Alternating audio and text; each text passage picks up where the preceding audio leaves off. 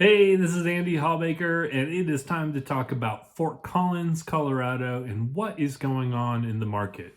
Okay, it is now October 2023. We're going to look at the latest data, which is the September 2023 numbers. So I'm going to look right into the MLS. We're going to talk about everything that's going on in Fort Collins, Colorado, and talk about kind of what that means for you, whether you are a buyer or a seller. So let's dive right in and take a look at this. Okay, I'm going to start with the number of new listings. So this is a 3-year graph. You can see that there's normal seasonality here, right? And as we get to the lowest is usually December every month or every year. You can see that. So in October, September, 314 a couple of years ago, 307 a couple of years ago. Right now we're at 236. So we didn't quite peak as we have in the previous years, the number of new listings. So we're down a little bit that way. But as you can see, this is normal seasonality, and things are slowing down now over the last couple of months. But that's what you would expect to see. That's exactly what happens every year. So currently we're at 236. There were 293 new listings the month before. So we're heading into that normal seasonality. So this is the number of homes for sale. So this is actually kind of interesting.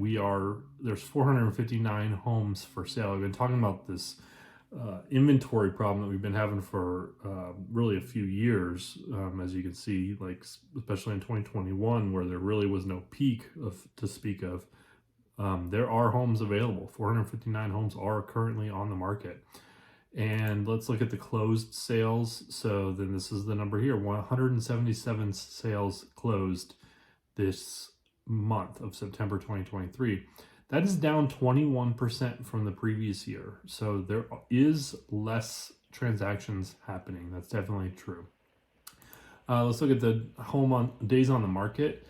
So 38 days, it was 39 the previous and 40 the month before. So really we're staying pretty steady. Things sat on the market last January. That makes sense. That's when it should peak. But we are seeing that, kind of staying pretty steady. Homes taking about a month to sell. So that's something you can plan on if you're going to sell your house.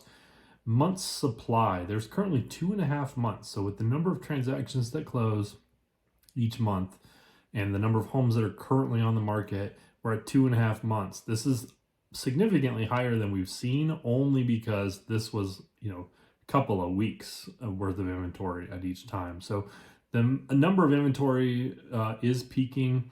The good news in that, if you're a home buyer, that means there's inventory to choose from. You can go look at multiple homes. I have a client who is kind of looking at that $650,000 to $700,000 range in Loveland, Colorado. There's actually a lot of homes. We've gone and seen 8 to 10 different homes, and you take that back 2 years ago, there would have been 2 homes on the market and you have to choose and then fight for those. So it's a totally different situation that way. So that means if you're a home buyer, you've got options. You can choose the home that's going to fit best for you. The location is going to fit best for you. So that's definitely good news. Let's look at the sales price. So now kind of good news for the seller is that values are holding pretty strong. We did peak in July, which makes sense. That's kind of what you expect. July is also when it peaks the previous year. And we're down just a little bit as far as the median sales price. But it was $550 was the median sales price in Fort Collins in August, and $548,800. So it came down $191. So pretty flat there for Fort Collins. This includes all property types. So this is your attached homes, which is your condos and your townhomes, as well as detached homes. So, but anyways, $550,000 roughly is our median sales price. So people are talking about prices coming down. Actually, this is still 1.6% higher than it was a year ago. If you come all the way back to September a year ago, it was $540,000. So your home prices are pretty actually steady year over year. Haven't taken a loss on the value of your home. And we can talk more about that later. The percentage of the original asking price. So we are coming down. So We saw, this is back in 2022, 2021, 103%, 102%. This was 105%. So you had to bid 5% above your asking price to get the home, which was pretty wild. So we got to about 100%. People were paying the asking price through the summer, spring and summer, and we're down just a little bit. So 99%, 98.9%. So that's pretty good. Let's look at, that was median. Average is now down to 97.4, but kind of still, you're not going to get these huge discounts that people are thinking about.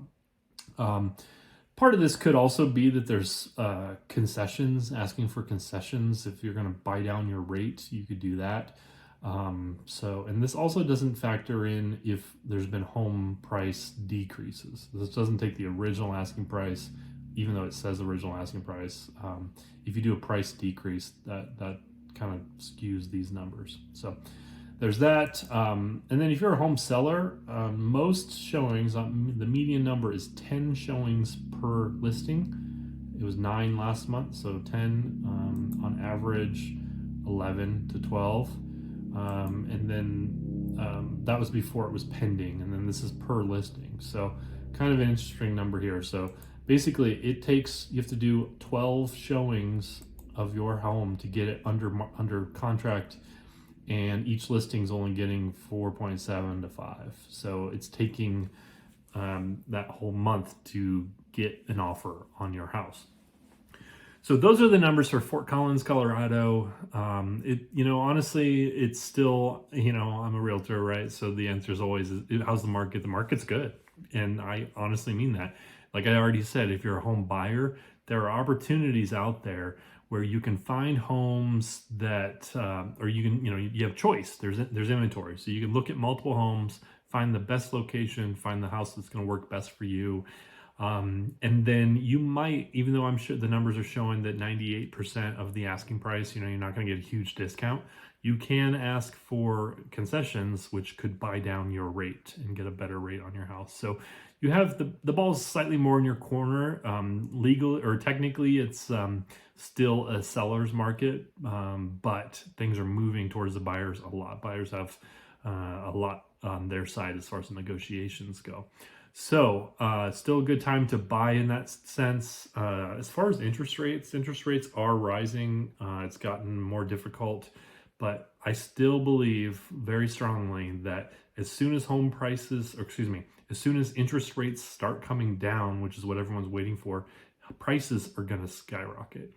And we're going to have bidding wars. This could be next spring, could be next summer, whenever the rates start to come down. But when rates come down, prices are going to go up, and more buyers are going to come to the market. So it's not going to be an easy situation. You're probably going to actually pay more for the house at that point. So the opportunity might be this fall, make an offer on a house, whatever you can afford, and refinance when it's lower. Then you already have secured the house. You've taken the time to find a good house for you that you want to live in for many years, and then secure that, get into the house, and then if it's next year or longer, you refinance whenever the time is right to do so. And that's kind of the smart move for buyers. Now on the whole other side, sellers, I hear all the time that sellers don't want to sell because they have a 2.75 interest rate or 3% interest rate. And now why would I move? If you're not happy in the house that you're in, just what I was saying, you're still going to sell. You still have the value of your house, and the prices haven't come down. I showed you that in the numbers. So you can still cash in and leave the area if you want to do that, and do the same game I was just talking about, which is buy the perfect house for you and then refinance it later. So there's that. It's still a good time to sell. Like I said, prices are still holding pretty steady. So that's what's going on in the real estate market. My name is Andy Hawbaker, and I am with Coldwell Banker Realty in Northern Colorado. I service Fort Collins, Loveland, Greeley, Windsor, and surrounding areas. If you have any questions or there's anything else you want to know about moving to or living in Fort Collins, Colorado, hit me up at my website, which is andyhawbaker.com.